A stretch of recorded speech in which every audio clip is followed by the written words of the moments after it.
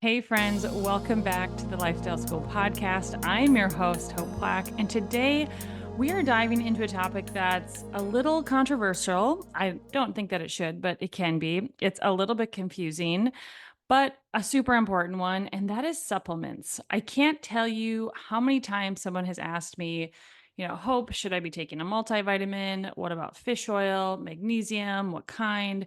How do I even know if these things are working? How do I know how much to take? So, today I wanted to break it all down for you. I wanted to talk about the truth about supplements and the supplement industry, why food still has to come first, and what the supplement industry doesn't want you to know. And we'll wrap it up where I will give you my recommendation with the top 4 supplements I personally recommend for most people. And before we get started, as always, I'm going to give you a little disclaimer and then we're going to give you a little life update. But as always, I would like to remind you I am not a doctor. I'm not your doctor. And this podcast is for educational purposes only. Please, please, please always consult with a qualified healthcare provider before you start or stop taking any supplements, before you make any major dietary lifestyle changes, especially if you have a serious medical condition. So, with that, real quick, I want to give you guys a little life update. So, um, to give you a little behind the curtain scene, typically I like to record a couple of podcasts at one time. And so then, I'm not working the day before the podcast comes out to produce that podcast. But full transparency, it's Wednesday and this podcast comes out on Friday, which is a little crazy, a little stressful. And personally, I don't love that. But life over here at the Black household has been pretty wild the last 6 weeks or so, really since like the middle of September. We have been traveling and life has just been really busy with guests coming and going. And I am now officially in my 3rd trimester of pregnancy and I am feeling it. I am tired. I am uncomfortable. And, between meeting with my weekly clients, homeschooling, running a household, supporting my husband with the work he does, by holding the fort down here at home, I feel, to be quite honest with you guys, pretty maxed out. And I think it's probably only going to get a little bit worse the more and more pregnant I become. It's been like 5 years since I've been pregnant, and I don't know if it's an age thing or a memory loss thing, but this pregnancy has really kind of kicked me in the tush, or so to speak. And so I've been trying to think about, how do I show up well in all the different areas of my life? Because I kind of had this conversation with my husband a couple days ago where he's pretty maxed out at work right now, and I have maxed myself out at home. And when both of us are maxed out, things start to fall through the cracks. You can't do really anything well.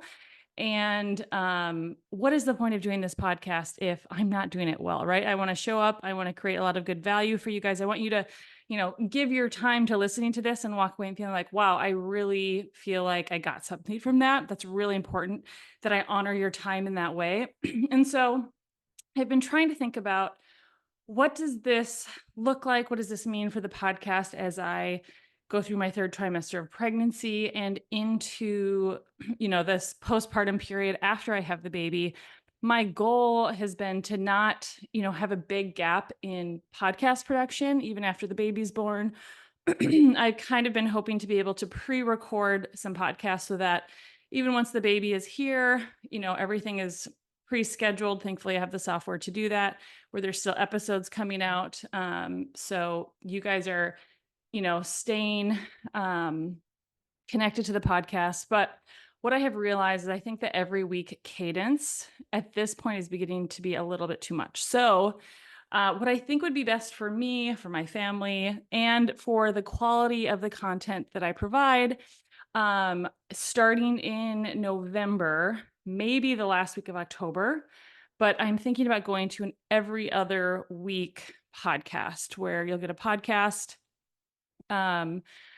every other week. And then, maybe as things change, maybe, come the middle of November, life does slow down for us a lot. My kids are no longer in soccer, which will be, great. Will free up a bunch of time for me.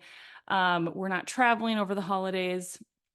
Hopefully life slows down, but I wanted to put that out there because I want to be able to live like what I preach. That's really important to me, the authenticity of doing what I encourage you to do. And that can be really hard, right? Especially when life is super busy.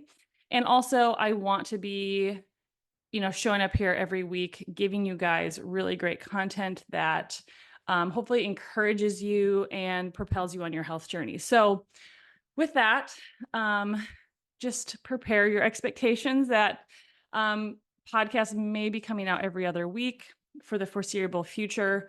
And then, once I have a newborn baby, I don't know exactly how everything is going to shake out with recording podcasts, because I guess I could record the podcast with a baby in arms, but that sounds a little risky and maybe a little stressful. So, there's a lot of change coming to my life, and I just so appreciate your guys' time and your being here and listening to the podcast and your support. It really means the world to me. But I am also trying to figure out, how can I show up in my life? Excuse me. I need to take a drink of water. I just um swallowed my own saliva the wrong way. But I want to show up in my life really well. And I also want to show up for you guys here really well. And with that, I just need to slow down a little bit. So thank you guys so much for being here. Now that we've got that out of the way, let's jump into this topic today because I am really excited to talk about it because I think this is such an important topic when it comes to supplements and food. So to kind of really start us off, I want to really drive the point home that supplements can never replace real food. And I think, sometimes we want shortcuts, right? We live in this like fast food microwave society where it's like, we want it now. You think of something like a product like AG1, it's, a powder that is supposed to give you all these servings of fruits and berries. And in full transparencies, I've taken supplements like that. And I think, maybe there's a time and a place, but what I want you to know is that powders, capsules, gummies, you name it, they are not going to cancel out the food choices that we make day to day, the late night snacking, fast food runs, the ultra processed food. You're not going to get the bang for your buck. It's not going to be worth it. You're still going to struggle with your weight. You're going to struggle to see your labs moving in the right direction because when it comes to food, like food and nutrients, they don't live in isolation, which is sometimes, how we do supplements, right? Food is really about synergy. Think about eating a blueberry. You don't just get vitamin C, you get fiber in there, you get antioxidants, and then you also get different plant compounds that work together in ways that, we are still discovering. We don't even totally understand. And you can't bottle that synergy and put a cap on it, slap a label on it and sell that.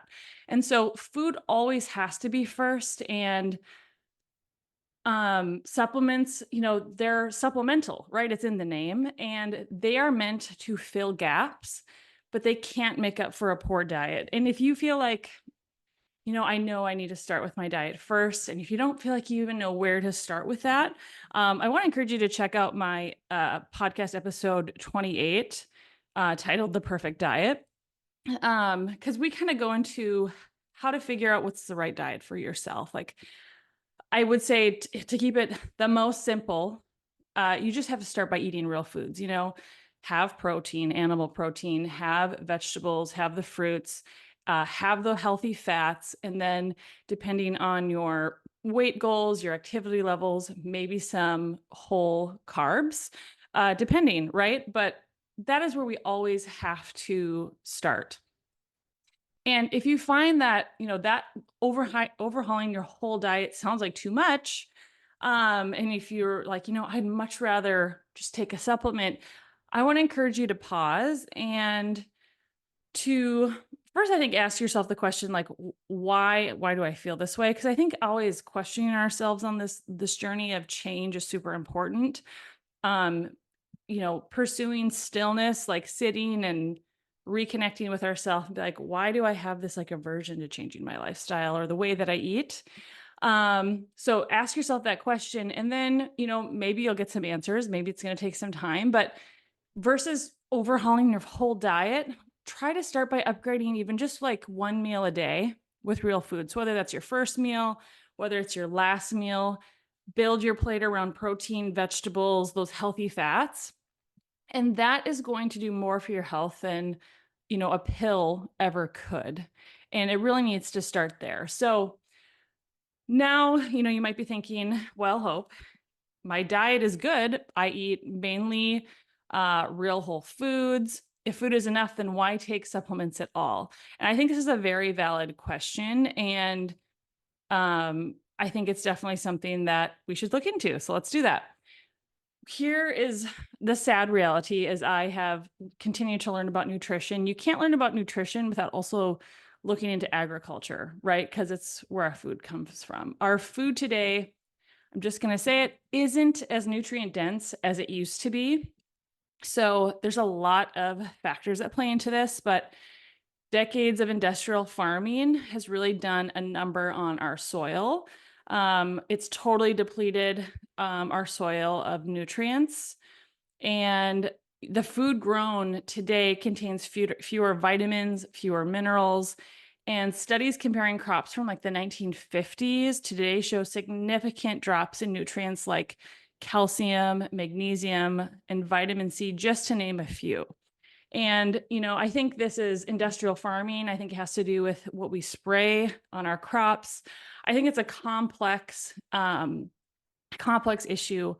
Also, the way that we get our food, if we're buying our vegetables at Costco or Walmart or just our local grocery store, a friend of mine who's she's a dietitian and a PhD in nutrition, she said this on a podcast the other day, and I was kind of in shock. She said the apple that you may be picking up from the grocery store could be as old as a year, with how modern, production of the farming, the picking, the storing, the shipping goes. So that I kind of like almost like fell over when I heard that. And so as you can imagine, fruit that has sat for a year, if not more, um, the nutrients in it are going to erode over time because it's an organic um, uh, product,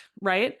And so on top of that, our modern lifestyle increases our needs for these nutrients that are decreasing in our soil, right? So we live a much more stressed life, I think, in a lot of ways than we used to, in different ways. I think, having to make food over a fire and,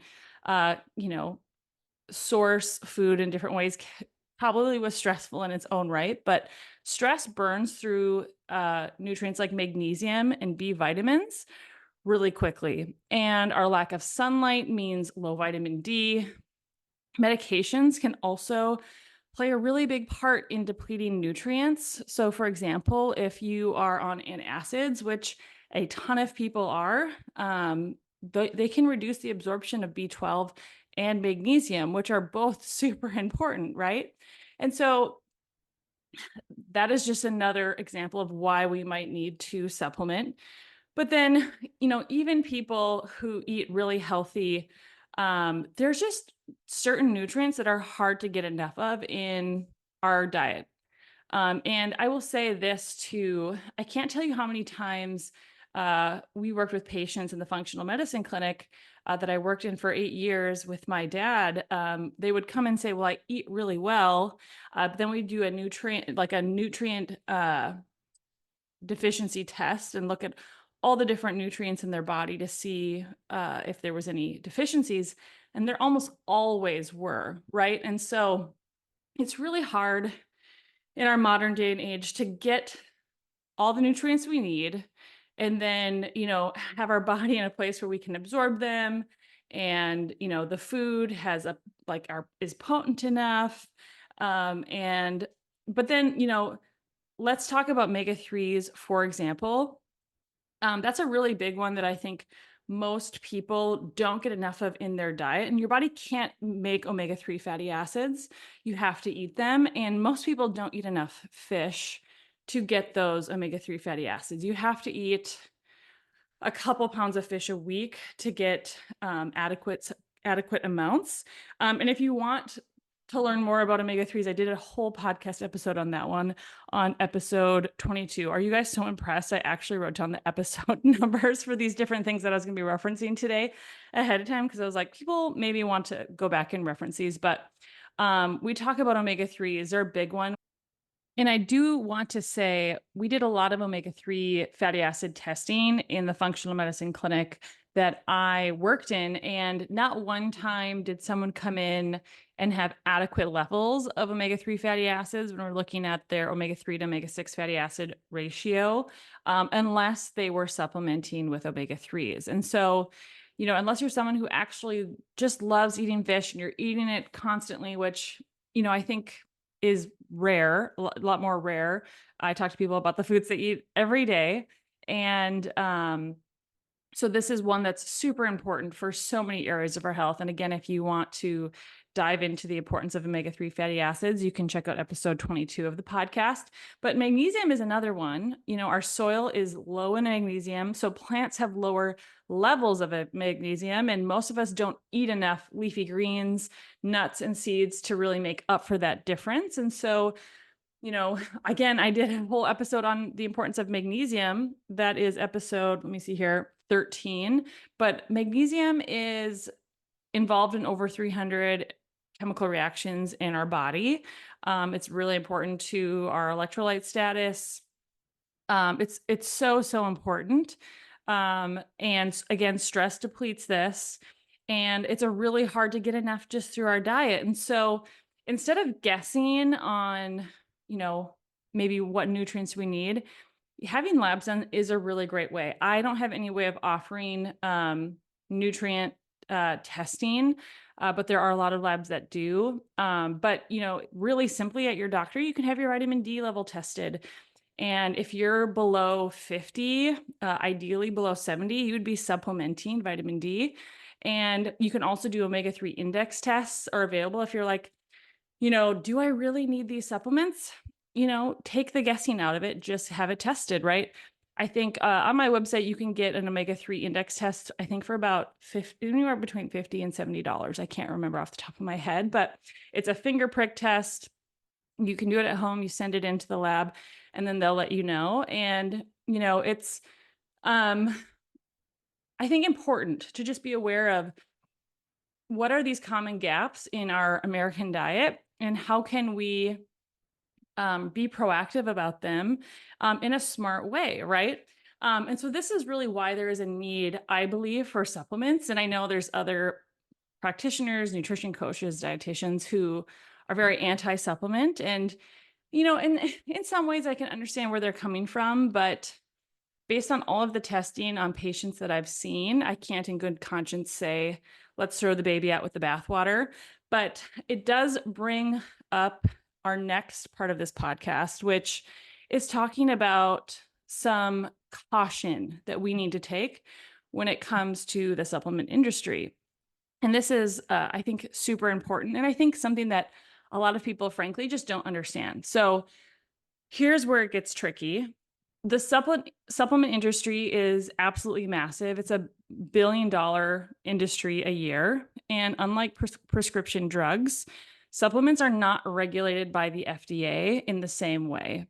And what this means is companies don't have to prove their product is safe or effective before selling it. I'm going to say that again for the people in the back, because I think this is really important. That unlike prescription drugs, supplements are not regulated by the FDA in the same way. And that means that companies don't have to prove that their product is safe or effective before selling it. So that supplement that you see at Costco, at Whole Foods, at GNC has not been tested by, some sort of standard to prove that it's safe and effective. So I'm going to give you an example here. A few years ago, New York's Attorney General tested some store brand supplements from major retailers. I believe they looked at Walmart, Walgreens, maybe it was CVS.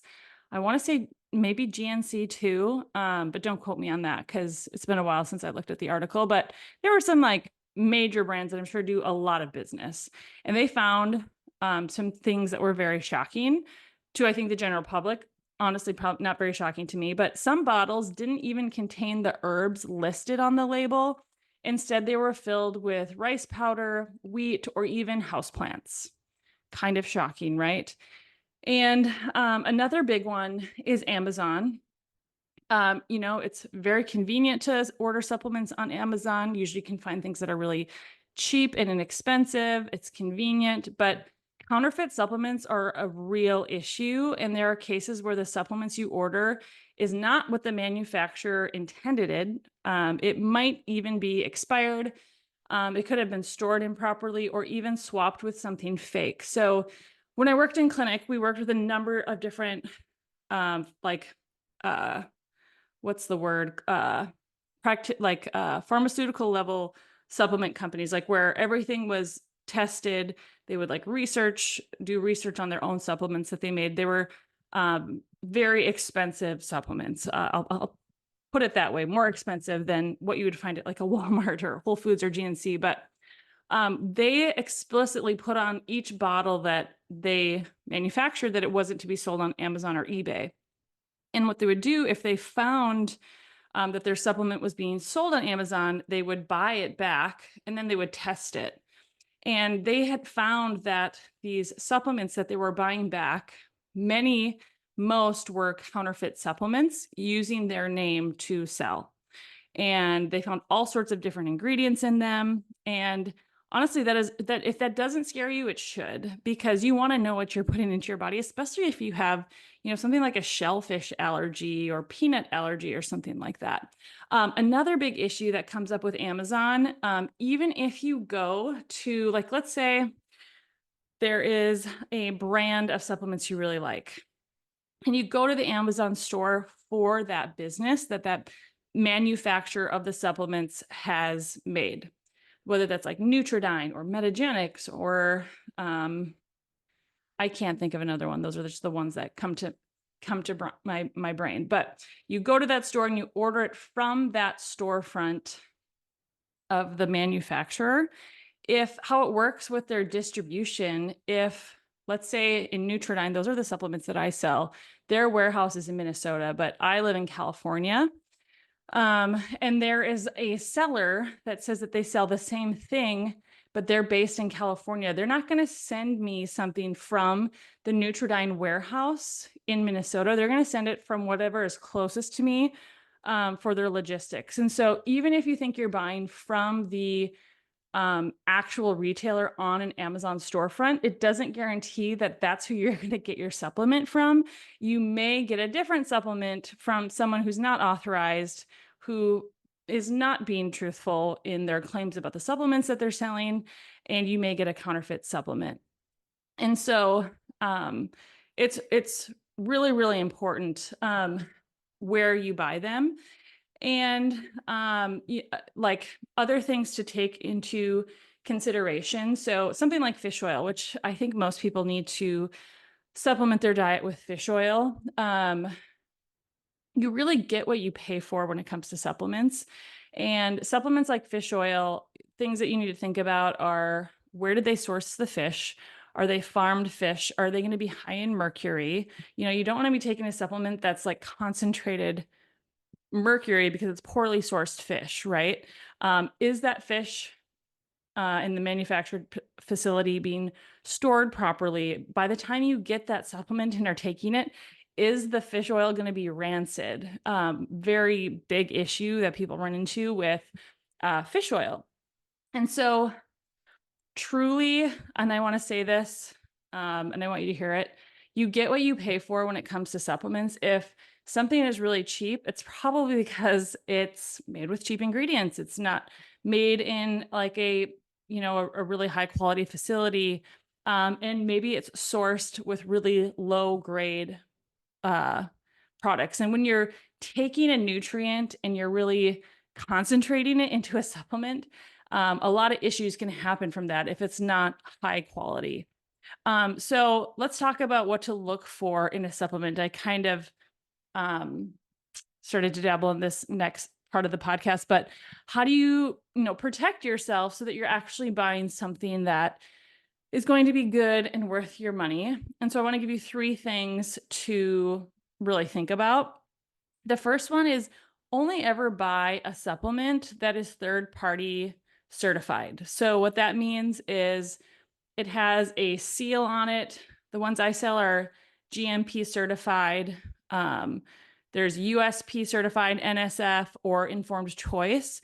And what this means is that an independent lab tested the products for purity, potency, safety, accuracy, and have said, okay, this company is doing it right.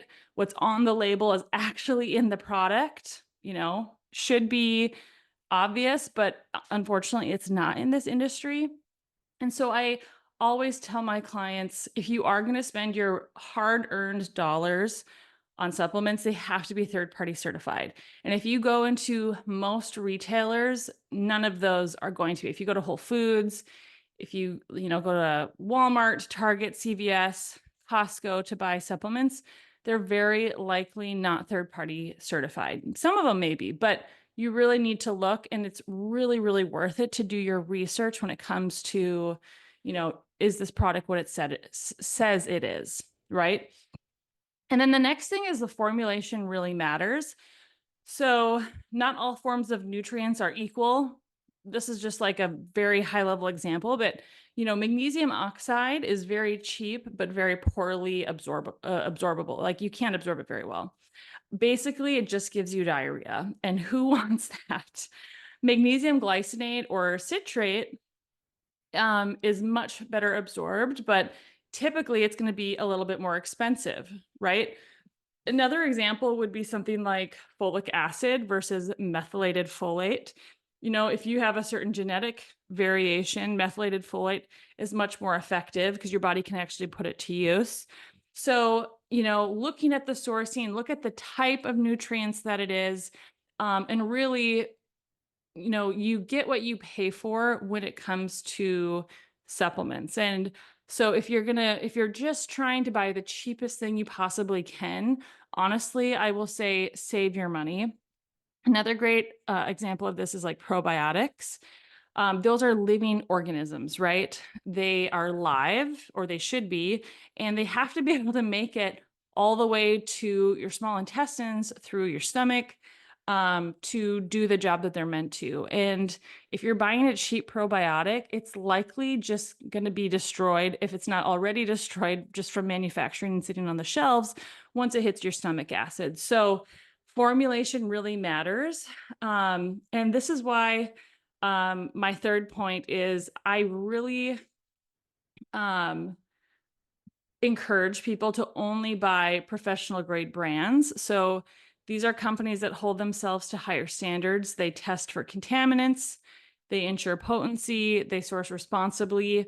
And sometimes you have to go through a practitioner or a trusted retailer to buy them. That's usually a really good sign, but it's worth the peace of mind. So like the supplements that I sell through Nutridyne, they can only be bought through practitioners. And there's a number of other supplements like that. So make sure you're buying them from a trusted source, professional grade.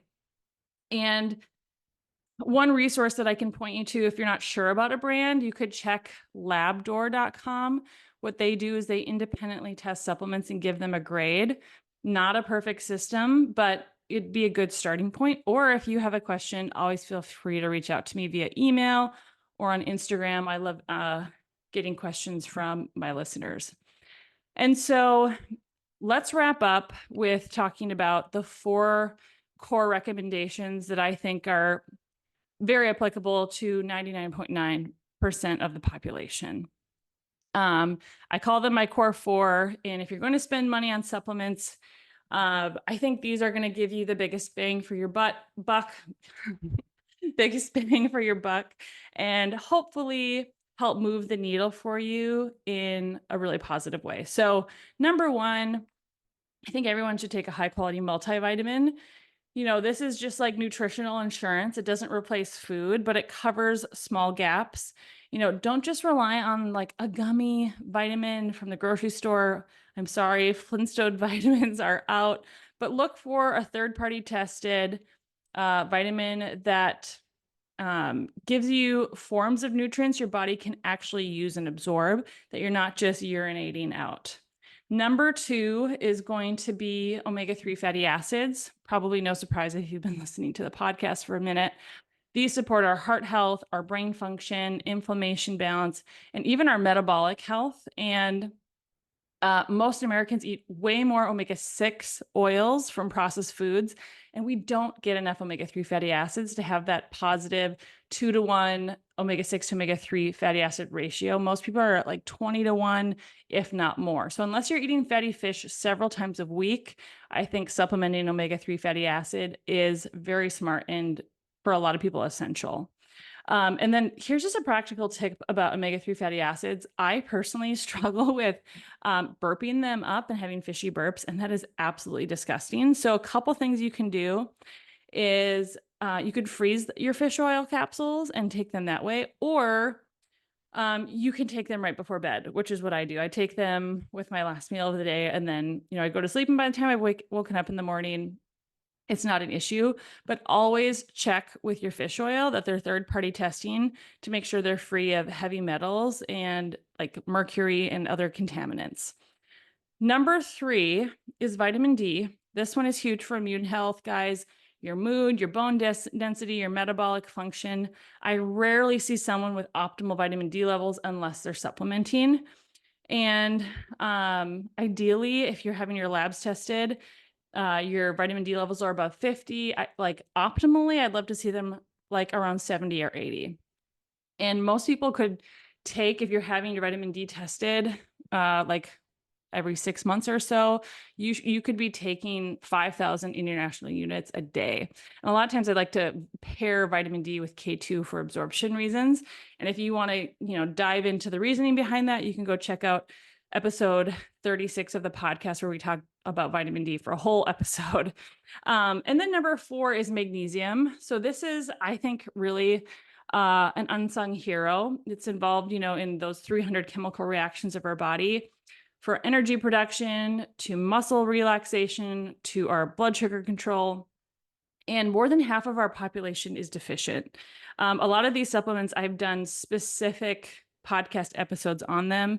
And that magnesium episode is episode 13. But magnesium, I do magnesium glycinate for most people. It's really inexpensive. And it gives you such a great return. And so many people report back to me that they sleep so much better, their muscles feel better, they have more energy when they start taking a magnesium supplement. So these are my core four. They're not necessarily trendy. They're not, I think maybe what's being hyped on the internet, but these are what I've seen to address the most common gaps with the strongest evidence for my clients and the people I've worked with. So let's wrap this up. Supplements are tools, nothing more, nothing less. They're not magic bullets. They can't undo your diet and lifestyle choices, but when used strategically, they can fill real gaps, support your health, and help your body function at its best.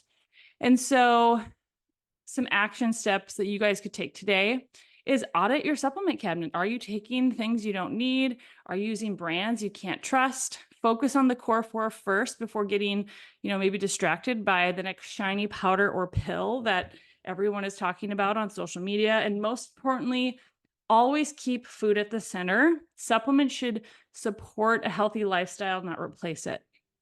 So guys, if this episode helped you, would you do me a favor? As always, share it with a friend who's overwhelmed by supplements. Leave a 5-star review on Apple Podcasts or Spotify. And, it helps What that does is it helps more people find the show and come along with me on Instagram at Hope Plaque Coaching, where I share daily tips on metabolic health and sustainable weight loss. Actually, full transparency, I haven't been on there very much because pregnancy is hard. But if you're ready to take the guesswork out of this and actually start building a lifestyle that works for you long term, check out my course, Lifestyle School for Weight Loss. I do still currently have a spot open for my 8 weeks personalized coaching program with Lifestyle School. I have multiple clients right now, but I do have room for 1 or 2 more. If you are interested in taking that next step, make sure to reach out. And, in this course is where I teach you how to put all of these pieces together, and, I make it step by step for you so it's not hopefully super overwhelming. So with that, guys, thank you so much for being here today. We'll see you next time on the Lifestyle School podcast.